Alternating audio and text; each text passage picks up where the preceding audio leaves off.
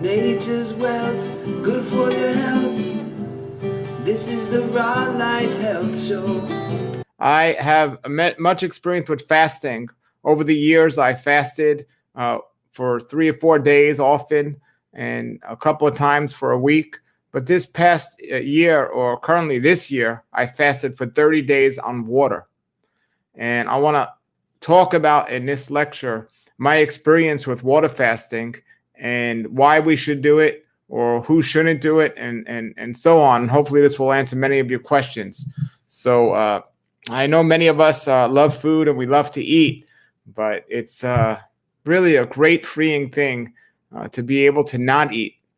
And you should only really do that if you're prepared to. And when I say prepared to is it's best to do it if you're in a healthy state, to start into a fast as in a healthy state. Your body has what it needs, and you could exclude yourself from eating food, and the reasons why we'll get into. However, sometimes it might be necessary to do if you're not in a perfect state of health. As a matter of fact, if you're in an unhealthy state of health, it might be beneficial to help assist your body in healing from the things it needs to be healed from. So there could be different reasons of why to do a fast, but I have to clarify here that a fast is not starvation. So there comes to a point in your body when you're doing a natural fast for health reasons, and you might feel hungry, you might get this habit hunger, but fasting or water fasting and starvation is not the same things. I normally don't tell people to put a time limit on how long they're going to fast, because how do they know when to break the fast? As you have experience in fasting, you can't just go by how you feel. You have to understand sometimes that there are signs that the body will give to say, hey, that's enough. It's time to break this fast, or maybe you can keep going. Maybe you haven't achieved the goal of the fast to begin with, and you can keep going. There are many different types of fast out there in terms of fasting for health reasons, or fasting for spiritual reasons, fasting for longevity, fasting for energy, or fasting for recovery. Then there are also different types of motivations for fasting. There are spiritual reasons, physical reasons, and so on. Now, when we get into the idea of fasting, there are different types of what people call fast today. Technically, fasting would be nothing, also known as a dry fast, because I'm not doing anything. Dry fasting is something that has been used over the years by certain people. I don't recommend it for more than a few days, because the body can go months without food, but to go without water, you're really accelerating everything in the body. And sometimes a water fast, as long as it has that water to sustain itself, it can last a good amount of time. But they say if you dry fast, which is a fast with no water, you're putting yourself in a position where each day of a dry fast is like a week of a water fast. And so there are different levels of fasting. There's juice fasting, which means you're just doing liquids. Then there's so that's juice fasting, and then there's water fasting, when you're just doing water. But technically, it's a juice diet or a water diet. It's not really fasting. Fasting means to fast, or to leave out, or to not do. And there are examples in the Bible of Moses, who went 40 days and 40 nights on a true fast of no water and no food. Now, for myself, I did a 30-day water fast, and that's what I would recommend, either a water or juice fast for today's environment. I've went a couple of days with no water even, and I was able to do that successfully. But I also know someone who was a vegan doctor, a nutritionist, and he ended up getting sick. So he decided to do a dry fast, and he ended up dying. So you really need to prepare yourself and know what you're getting yourself into before you go and you make this step. And I'm not saying this to scare anyone, but I just want people to understand and be aware of the effects that it might have on one's body. There were times that if I didn't have experience during my long-term fast, or even my first fast, I wouldn't have possibly been able to continue. And if I did, I might have put myself in more danger than not. So it's always advisable when you fast to know someone that can guide you and monitor you and make sure you're doing okay. So that would be very helpful. So my experience with fasting began when I first got into the healthy lifestyle and a healthy diet, and I'll get into my story in a moment. But I started to, I remember when I did my first fast, I attempted my first water fast. I got the worst headache that I've ever had in my life. And it wasn't pleasant, but I knew the process of what was happening. It's like when somebody stops drinking coffee, what often happens when they stop drinking coffee is they get a headache because the caffeine is trying to withdraw from their body. And I was aware that my body for the first time was going let alone a day, maybe a meal or a couple of hours without eating. And of course, I was detoxifying. Now I was able to do a 30-day fast. We're talking about 25 years later, because I have more experience with cleansing and fasting, and I've been eating a healthy diet for a long time. So back then, when I was eating the standard American diet, which by the way stands for SAD, standard American diet, my body wasn't in a condition to do a long-term fast. My body wasn't even in condition to do a short-term fast. So preparation is helpful and important. Again, sometimes you don't have a choice to prepare because you're in a state of survival mode and you're sick, and sometimes fasting might be your only chance at survival. There are some fasting clinics around the world that people go to as a last hope. They say, I'm going to fast and I'm either going to get better or die. And some people might say, that's crazy. Why would somebody do that? Well, that's pretty much what you're doing when you go to a doctor and you take their medications. You say, yeah, I'm going to, so now you got to ask, well, what are the odds better that you're going to survive of a fast than you would chemotherapy? Because chemotherapy, that comes down to either going to survive or you're going to die. Well, same thing with the fast. Then we got to look at, well, who's administrating these things? Well, fasting was ordained in the Bible many, many years ago, and the Bible actually warns us against pharmakia. Pharmakia is something that man created, and a lot of it comes down to who you're going to trust, the body and the way it was created. Once we stopping the process of letting it do what it was designed to do with all the unhealthy foods we put in our body, and stop putting healthy things in our body, and then that would help. And for myself, let me give you my story so I can explain my passion for fasting. Because I grew up eating the standard American diet. I grew up in New York, and I loved to play sports. I was very active, and there wasn't anything special in a good or bad way about me and my lifestyle growing up. I mean, I grew up in Brooklyn. I ate a lot of pizza, a lot of pasta, and just unhealthy foods, not much fruits and vegetables. When I was 19 years old, I got diagnosed with inflammatory bowel disease.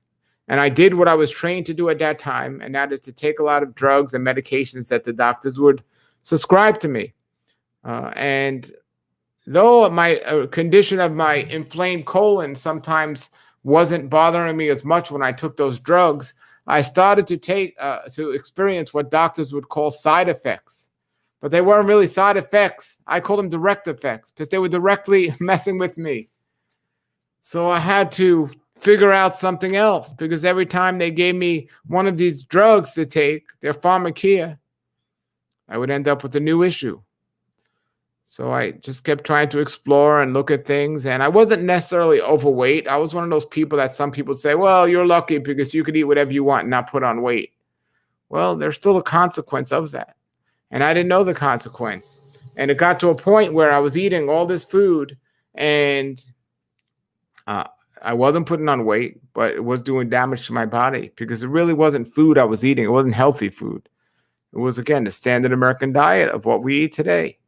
So in my process of trying to get better, I learned about the connection between my diet and my health. There is a connection between the food we eat and our health. I also learned that it's not only the food we eat, it's also the time we eat. But I also learned it's not only the time we eat, but it's the amount we eat. I remember when I first started reading the Bible, and this was many years after I had written my first book and got into the health thing, it just confirmed everything when it said, Do not dine with drunkards or feast with gluttons. And one of the ideas of that principle is you become like the people you hang around with. Gluttony was not considered a good thing in the Bible. And I had discovered this many years earlier because when I wrote my first book, The Raw Life, I spoke about overeating. And what happens in today's world is so many people eat and eat and eat, but they're never satisfied because the quality of the food they're eating is low quality. It doesn't have the nutrients in it that the body needs. So even though we're taking in more food, we're not giving our body what we need, and we continue to crave more food. Our cells need more nutrients, but we're just not giving it. And the body's not in a condition to even be absorbing what is in there. So I started to think about digestion and the process of digestion and just studied digestion. And I realized one of the biggest causes of illness today and the big cause of an unhealthy digestive system, the unhealthy stomach, and everything else is we eat too much. Too much of the wrong foods, but even too much of the good foods can cause bad problems. Too much is too much. So people are eating too much and they're not giving the body what it needs with the foods they are eating. And there's a lot of health teachings and health books that will confirm that health begins in the colon. If you have a healthy colon, you're going to be healthy. This is why colonics and enemas have always been pretty popular from a cleansing standpoint and a detoxification standpoint. Letting your body rest and heal from the damage you've done. And this is why fasting has worked over the years on many, many different levels, from spiritual and physical levels. Fasting or abstaining from food has helped people tremendously. And as I learned to this and started experiencing it, I started to realize there was a definite connection to the way I felt and my eating patterns. And whenever I would eat too much, even if it was a good food, I would feel bloated. I wouldn't feel that great. And I knew there was something was wrong and something was missing. We're trained to eat and eat and eat and eat and eat. We're trained to eat so much where the average person today will eat maybe 5 to 10 times a day without even knowing it. They're always snacking. They're always picking something. But the body doesn't have a little man in there saying that's a snack or that's a meal. Anytime you eat something, it has to work. It has to work. And part of longevity is conserving your body from working unnecessarily. So when you get a good eating program down and you're not eating more than you should, your body's not working more than it should or more than it could. And that makes a big difference in our health. As I started to apply, I don't want to necessarily call it under eating, but systematic eating, I started to learn a lot of things. Now, today, a lot of people will fast and they're learning about the benefits of not eating for a long time from they'll go a certain amount of hours from their evening meal to their morning meal. And they'll do that. And that's becoming very popular today. But this isn't a popular or new sensation. This has been around for a really long time, that people would just go a long time on just a certain amount of food or go a long time without food so the body can do what it was designed to do. Every body of the organ or every organ of the body has a certain time that it's going to be in its highest function of working. And digestion and sleep are two important things to understand. If we eat and eat and eat and eat and got so much food in our bodies, and then on top of that, because we're eating the wrong foods, we get constipated. And then on top of that, we eat at the wrong times. We eat late at night, which I've done many lectures on about daylight eating. When we eat late night and eat at night, all this makes our body have to work extremely hard, and it affects our sleep. Sleeping is where the body usually heals, when you give it the right things in the right amounts at the right time. But when you give it the wrong things and too much of the wrong things and at the wrong times, you're never putting yourself in a body in a truly situation to be able to heal, because it's always working and working and working and never able to heal. And it runs into an issue. So I started to eat less and feel better. And normally it goes the other way around. When people eat less, they don't feel good. Like I said, when I first started, I got a headache when I first fasted and so on. But I realized the less I eat, the better I feel. How many of you could say that? Some of you might be laughing now because a lot of people, it's not that simple. The less they eat, the better they feel. No, it's the other way around. And one of my mentors, Dr. Fred Bishey, who's been eating a raw vegan diet for over 60 years, he's in his 90s, he told me something I will never forget. He said, you've reached a certain point of health and a certain point of life on a spiritual level, on every level, when you can enjoy not eating as much as you enjoy eating. Wow. Nobody's ever told me that before. And to this day, I don't hear many people talking about that. When you can enjoy not eating as much as you enjoy eating. Now, we all get a certain type of joy out of eating. It definitely comforts us on an emotional level. But we have to understand why that's happening, and it's all connected. Our emotions are connected to a digestive system and so on. And why we eat, yes, from a physical standpoint, we eat because we're deficient in certain nutrients, and we got to give our bodies those nutrients. But when we make the wrong food choices, we're now not eating from nutritional reasons. We're eating for reasons of pleasure and emotional comfort. And this is why most people eat today. Most people aren't eating today for reasons of nutrition. They're eating for this emotional issues or emotional struggles that they're having, and the food calms them down. But when I see people do spiritual fast, and you see people go for weeks without food, and then you just explore their emotional life or their life in general, you realize that they're able to deal with stress very well in general. Well, many of them don't even have stress. They love themselves. They feel good about themselves. They don't have to run to a vice, whether it's eating, or some people might run to drugs or alcohol. But eating is also an addiction that can be a problem. And that addiction really comes from, lack of emotional comfort in your life. So we have to explore these ideas if you're serious about fasting. Because fasting should not be a hard thing. It should not be a difficult task to go a day, 2 days, 3 days, or a week without food. But when we're emotionally not stable, it's going to be very difficult to go without food. And I know a lot of us don't like to hear that, but when you're emotionally stable, you don't need food to give you comfort. There are days I don't even know I didn't eat.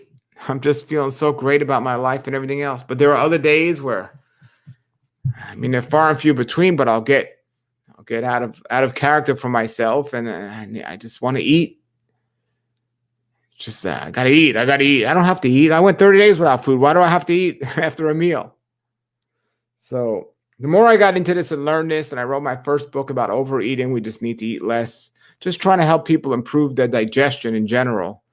Then I learned about the connection between overeating and things like cancer and all these other diseases. Yes, people are eating too much, and it's creating all these diseases. Because if the waste isn't come out of you, it's staying inside you, and it's just really creating a problem. And constipation is a sign of overeating, believe it or not, and overeating on the wrong foods. And this is what gets so many people in trouble. So I love to explore and look and read books and so on. And I remember somebody I know wrote this book that was really great. It was a book called Quantum Eating. Quantum Eating. And this book spoke about pretty much the sensation today that they have of the fasting, where you go one whole day without eating, or you go a certain amount of hours each night without eating. Well, the author of this book, Tanya Savaska, she wouldn't eat after 2 p.m. every day. And then she would start eating the next morning, whatever, 9 or 10 o'clock it was. But she would go every day. After 2 o'clock, she didn't eat. And then I found another book by this man, Dale Lewis. Dale Lewis is a very popular figure in United States history, because there was a temperance movement in the United States where they were trying to have all alcohol banned and all bars closed. And he was one of the leaders of this movement. And that's just a side note, but he wrote this book, which talks about people's stomachs. And I found this book. This is a really old book written in 1870. In 1870. And I was just astonished by it, because he wasn't really talking about what types of foods we're eating. He was talking more about the times we eat our food and the amounts of our food. And he was pretty much saying we could eat whatever we want, but if we eat it not too late at night and we don't overeat, we'll be just fine. And to a degree, that does make a lot of sense. And I ended up writing a book called The Daylight Diet, which speaks about the times we eat our food and times we should be eating and not be eating and so on. And it was based on pretty much these two books. And then, of course, the Bible, which tells us what to eat, how much to eat, and when to eat. And it tells us the ideal things. Now, of course, in the Bible, it says you can eat a lot of things, but it says things you can't eat. But ideally, for the best ultimate health, it says in Genesis 1:29 of the Bible, the foods for man are fruits and vegetables. And in his creation, he made darkness daylight and darkness night. And we don't eat at nighttime if there's no artificial electricity. So now we have the times we should eat established, and we also have the type of foods established. And then we could see the animals in nature, how they eat and how they consume their food. No, they're not picking at their food 6 times a day. You know, they were eating what was available to them, and what was available to them was good food at the time. But they were doing it not often. They would eat a big meal and then wait, sometimes days. Some animals will wait weeks before they get the next meal.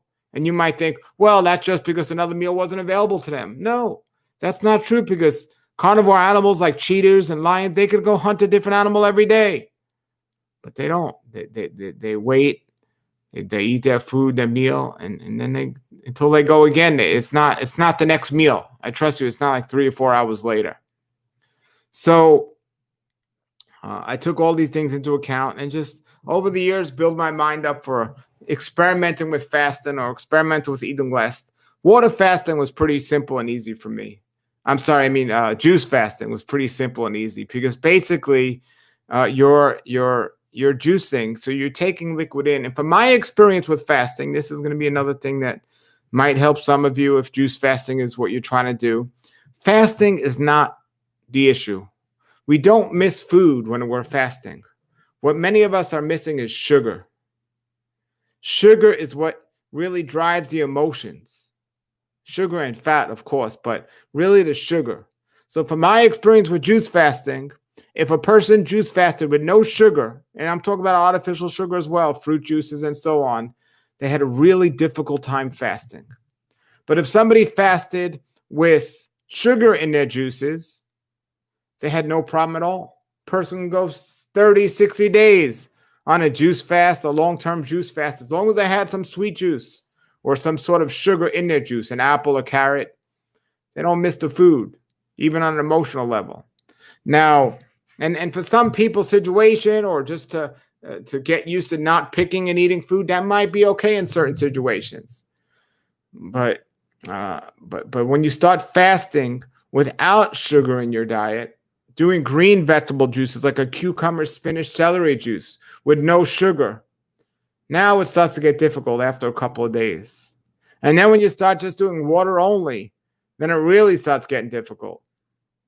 Usually, the first 3 or 4 days, maybe the 2 to 3 days, depending how much experience you have with fasting, are the most difficult. That's right. That's what I said. It's only usually at the beginning that it's difficult. I went on a 30-day juice fast, and the first day of fasting was harder than the 30th day or the 29th day. I've heard that, but it's true, because your body has an amazing power to adapt to what you're doing. And if you're used to eating 6, 7 times a day, and then next day you just stop, where's that food? The second day, where's that food? Now, you're not depleted from a nutritional standpoint at this point, going 2 days without food, unless you are already deficient. But for the most part, you can go 2 days without food and you're not missing anything from a vitamin standpoint or nutrition-wise. So you would think maybe on like the 20th day, now you're missing stuff and things aren't going. But no, we're such a habit of eating every day that's changed too quickly. This is why if you have time, it's best to prepare yourself for fasting and so on. And And as I experienced these things and realized these things, fasting is more of a mental thing than it is a physical thing. I'm going to say that again. Fasting is more of a mental thing than a physical thing. It comes down to discipline. And I see people with great discipline for certain things, but in other areas, they don't have good discipline. But for the most part, fasting is a practice of discipline. I'm not going to eat. I don't need that food. I'm not going to eat. And then another part of it is when you finally break the fast, what are you going to eat? That's really your discipline really shows. So you've gone, let's say, 30 days without any food. Now you're going to eat, but you got to eat really, really slow and not eat much at all. But you want to eat everything because you haven't eaten in so long. So that's where discipline really shows.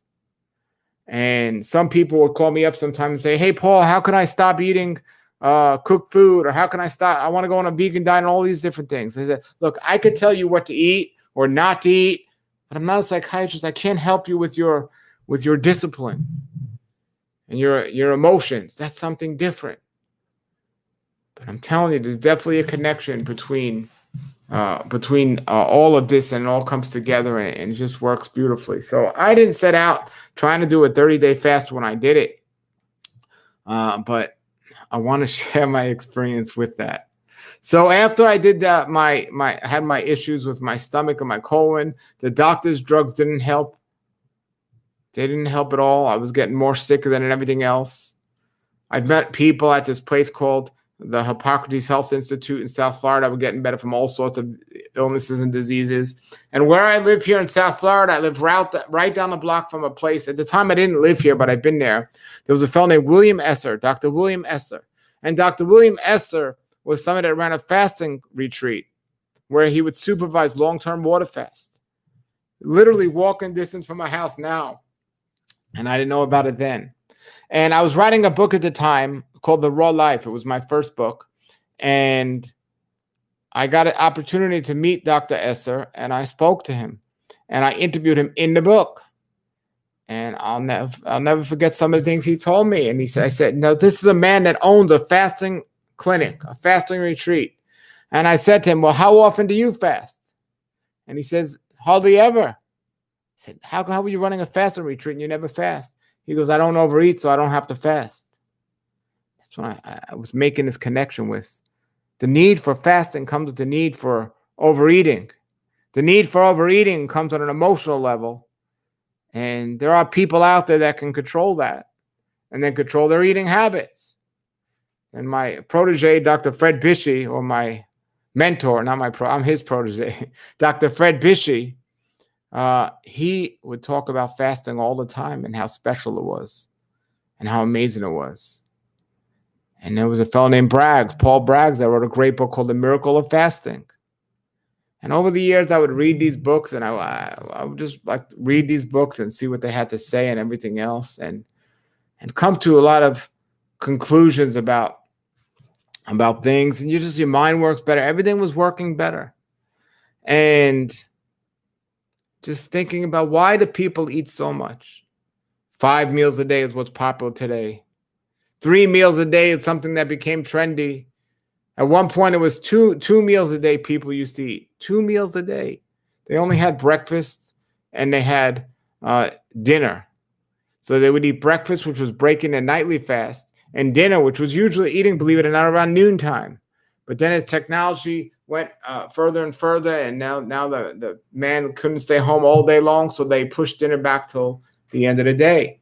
And now, so in those days, they had breakfast, they had dinner, and some people would have a small meal at the end of the day, like a soup or something, and that's where you got the word supper from. And that's the way it usually was. But now, people were having a tough time going all the way from morning breakfast to the evening dinner, which they pushed back, that they added something in the middle called lunch. So now you had breakfast, lunch, and dinner. And it was just 3 meals a day. But now you got your breakfast, your lunch, your dinner, your afternoon snack, your midnight snack, your Oprah Winfrey snack, your basketball team lost snack, and all these other reasons just to eat and eat and eat and eat. And at all these different times. And the body just can't deal with it. And the body's trying to push stuff out and push stuff out. I can't deal with this. Trying to get it out of your body. You can't get it out quick enough. People are putting on weight and so on. We got more books for diet than ever before in the history of man. And at the same time, we have more obese before than ever history of man. Now take it, unless you have some thyroid condition or something else going on in your body, you get obese by eating more food than you need. And this is what's happening. And some people might think, well, you're not obese. Well, overweight. Even if you're a little overweight, it's not the way it's supposed to be, and it can lead to issues. Your gut should never be sticking out more than your chest. So we have to understand and believe, but that we got this problem. We got this addiction to eating for all this stuff, and fasting is a great way to break it. They say 3 weeks is a great way to break any addiction, right? Well, we're addicted to eating. It's that simple. We're addicted to overeating. We're addicted to eating more than we need. And even people that think they undereat, it's still overeating. Remember, just because everyone's obese and you're just a little overweight doesn't mean something's not wrong in your life as well.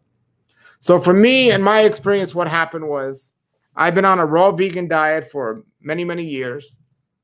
And it was just going to be a fast for a weekend, one of my normal weekend fasts. Hey, I didn't feel that great. I noticed I had a little bloating going on. I'm just going to fast for a couple of days. I usually fasted 1 day a week anyway, or for the most part I try, but I'm now take it a year prior to this, I went the whole year or maybe 8 months out of the year by eating every other day. And I started seeing an issue with that because in my experimenting of different ways to do it, I would not eat 1 day anything, and the next day I would eat. And that would have been fine and great, and it still might not be the worst idea. The problem was the days I ate double the amount that I normally would have. So it was defeating the purpose. But then it wasn't defeating the purpose, because at least I was giving my body a long time to go without it. Well, there's people that do that now. They go a long time without food, but when they eat, they're eating almost more than they would normally have eaten if they were just doing it normally. So regardless, it was time for me to do a fast. I needed to do some type of fasting or something. And I decided to fast for the weekend. And after 2 days and then 3 days, now I started to feel great.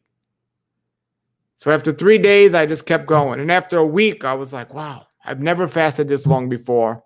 And from a spiritual standpoint, I was looking for some answers going on in my life. There were certain things I needed answers about that I was waiting to hear from our Creator. And I've read so much about prayer and fasting over the years and so on. So it switched from this physical, I just want to feel better and give my body a rest, to a spiritual experience.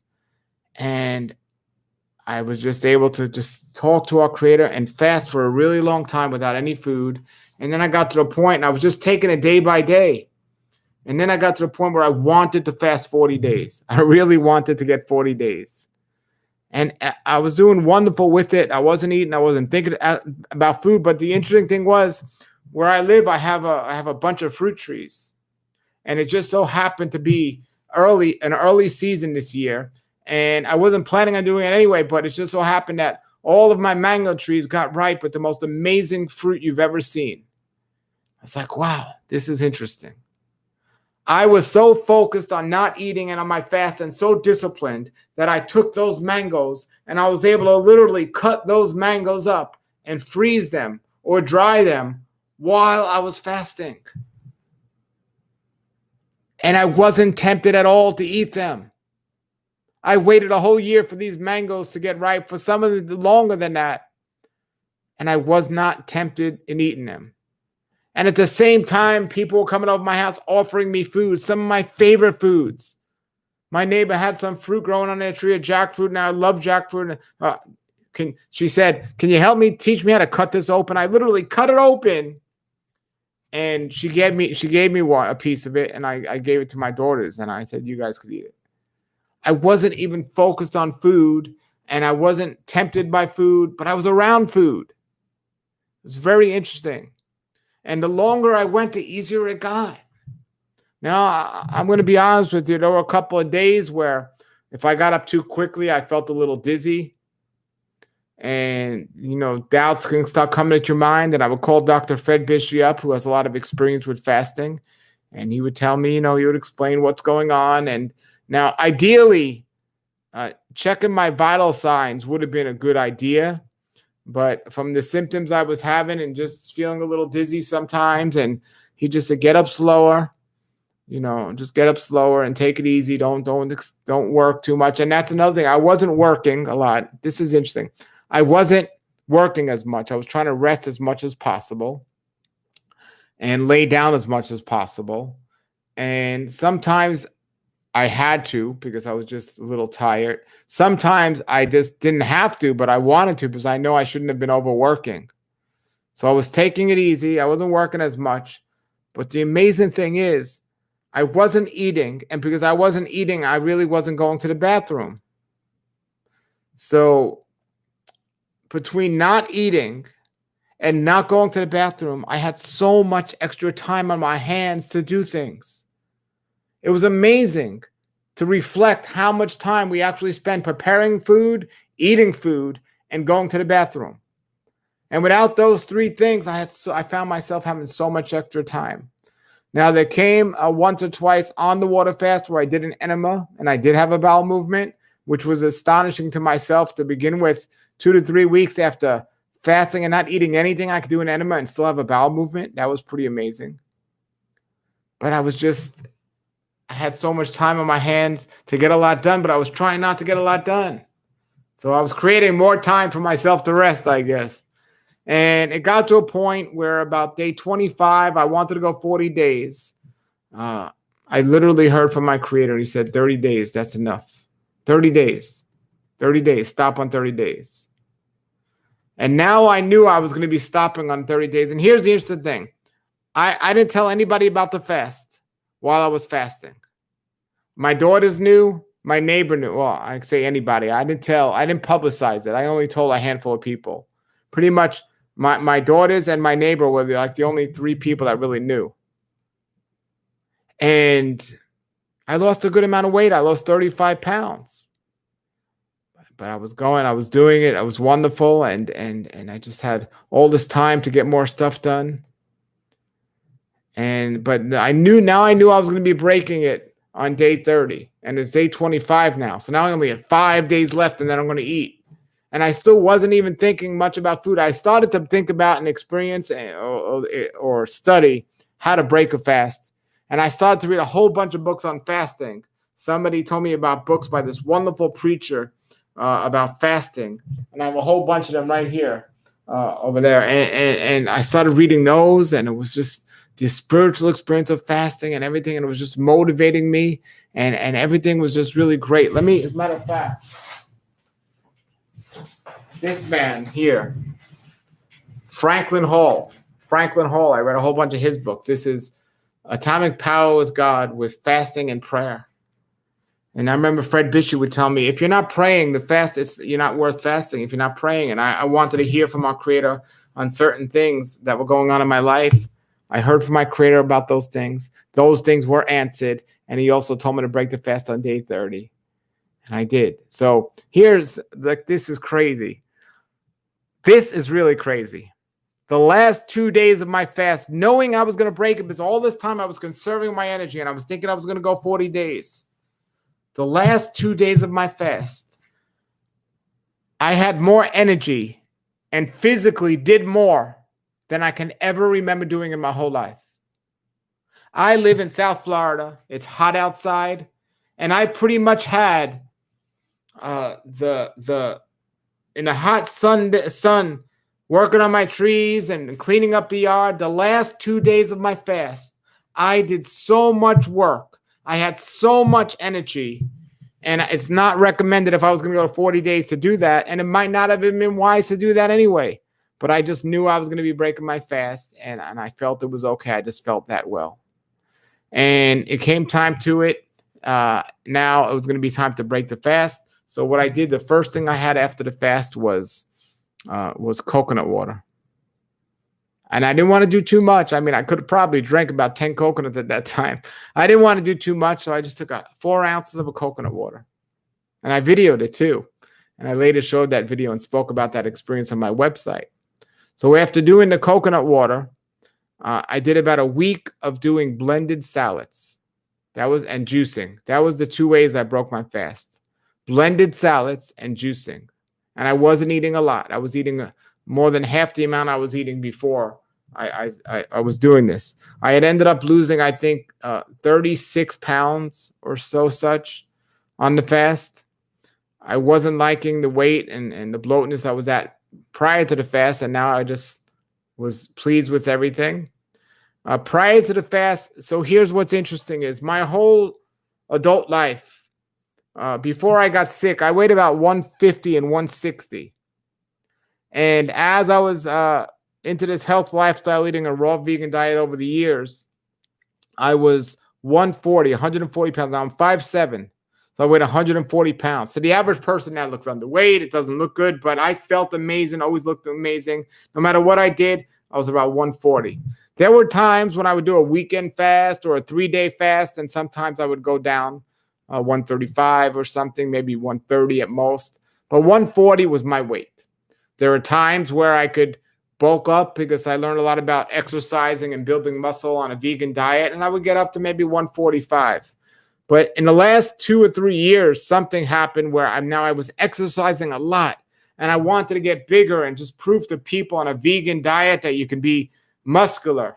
And I literally put on about 15 pounds, and I was like 155. And I was just bigger. This movie came out called The Game Changers, and I was just determined to let people know that you can be fit on a vegan diet and you can have muscles and be bigger. I was going to the gym a lot, and I wasn't necessarily eating more, but I wasn't eating as wise as I could be either. But I got to that point where I was bigger, so 155. So now after this fast, here I am, losing a tremendous amount of weight and so on. So now we're maybe 6 months after the fast, after I broke the fast, and now my weight has been stabilized again at 140. Like it's always been.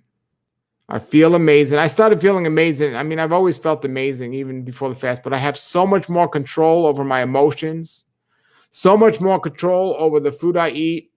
And now I'm doing fasting at least 1 day a week, if not more. And I'm definitely desiring to do another long-term water fast in the future. I think just everything about it was positive from my experience. And I definitely recommend people find a way to give it a try, whether it's a spiritual reason, whether it's a physical ailment, whether it's learning to control your emotions, whether it's to work on your discipline, whatever it is. It's wonderful. It's a wonderful thing. Learning and reading a lot about fasting will help tremendously. There's a lot of great information out there on fasting, and there are different types of fasts, and it's scary. I would see people on the internet. Of course, naturally, you look on YouTube and you want to see what people are doing and how they experience their fast. And I remember I would look at people and they would say, people that have done 30-day fast or 40-day fast, and I would look at them on YouTube and watch their videos. And some of them weren't even fasting. Some of them said, oh, I'm going to fast every day, but they were eating every night. But the scariest one I remember was this big guy, and he fasted. He must have lost 100 pounds, but he was still big. And he broke his fast with pork chops. What is he doing? I'm thinking, this is just insane. People don't have experience. They just don't. And it's not a wise thing. But there's a lot that happens. I have a hammock, and I remember taking my pillow, I have a nice squishy pillow, and just laying down in that hammock with that pillow, which is something I didn't do often prior to the fast, and falling asleep sometimes. It would usually be like dinner time, maybe like, I don't know, 5 or 6 o'clock. I would fall asleep, and I would wake up sometimes in the middle of the night. I was like, wow. My sleep was so good. And yeah, I was a little tired that I can never nap. I'm not a napper, and I can't usually fall asleep that early in general, but I found myself doing that often. You know, and before I had those last 2 days where I had a lot of energy, I took it kind of slow. I was like on purpose, but also, if I got up too fast, well, I'm a little dizzy here. And, it was interesting. But we'll see what happens next time. Maybe it was easier because I was taking it day by day. I mean, if I wasn't stuck to, I got to do this. I was taking it day by day, but I would keep going and keep going, keep going, keep going. I wasn't trying to impress anyone because nobody really knew what I was doing.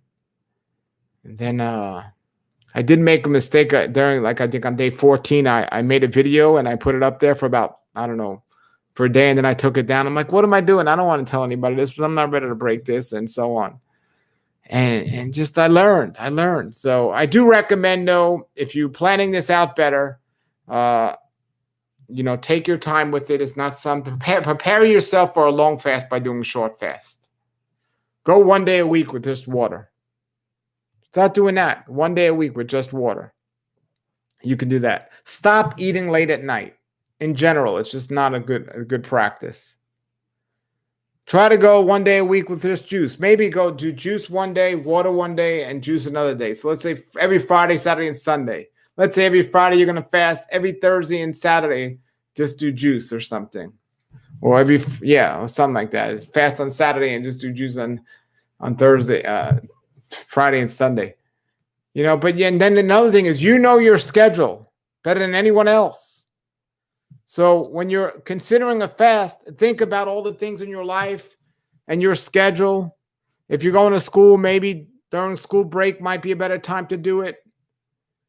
If you're doing a lot of physical activity, maybe, consider when might be a time to take a break from that. By the way, I was going to the gym a lot before my fast. During my fast, not at all. Not at all. Just didn't. I don't want to exercise during my fast. And yeah, it's really, and I don't even think it's an amazing feat as much as people think it is. Wow, he hasn't eaten in 30 days. My neighbor, who knew what I was doing, he started to get word at the end. He was like, you're not looking good. He kept telling me, oh, you're not looking good. It might be time to break that or change that. Something, it's not looking good. And I was like, I'm fine. I'm absolutely fine. As a matter of fact, better than I've ever been. And so I want to encourage you. I know there's a place where they do fasting retreats out in California. Dr. Alan Golenhammond runs it. That's a fasting retreat. And now, if you're sick and you're doing this to recover from a particular condition, I definitely advise you to have somebody to supervise you before doing a long-term fast. Even if it's a juice fast, I definitely recommend somebody that knows what they're doing to supervise you or advise you. Now, if you're healthy, you're feeling great, you're not diagnosed with anything, you don't have any deficiencies that you know of, you could try this on your own. See how long you can go. Well, I know how long you can go, but see how long you're willing to go in terms of your discipline in this area, and see what you're willing to accomplish. It's a life-changing thing. And now, knowing I've done it once, I'm going to do it again at some point. And remember, it's not a competition. You're not trying to break a record fast in 100 days or something. You don't have to do that.